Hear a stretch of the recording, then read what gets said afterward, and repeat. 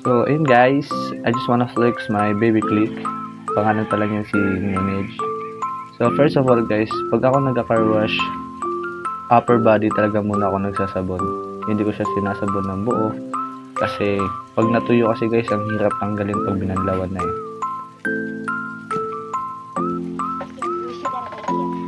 Yan, mabilisan lang tayo mag-car wash. Cut lang. Depende naman sa mga nagka-car wash yan eh. Depende naman kung ano yung trip nila. Basta trip ko, upper body muna bago mag-lower.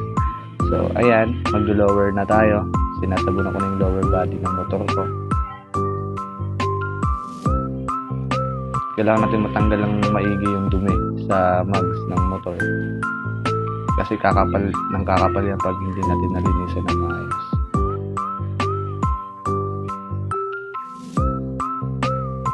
Grabe, napakaganda talaga tingnan, no? Kahit bumubula pa, oh.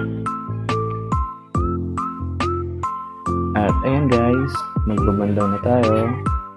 Bandaw natin ng maigi para hindi maiwan yung mga sabon-sabon. At pag natuyo, babakat sa motor guys. Ang hirap banlawan kapag ganun.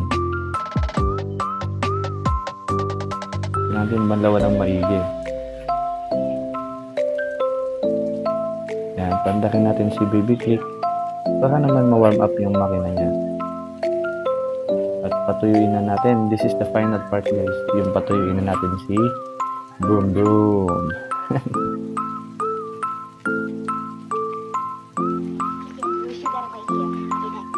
And also guys, I just want to say thank you to everyone na tinapos ng video.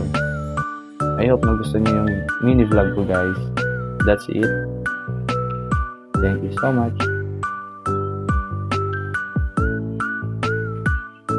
At ikabit natin yung accessories ng motor na tinanggal ko.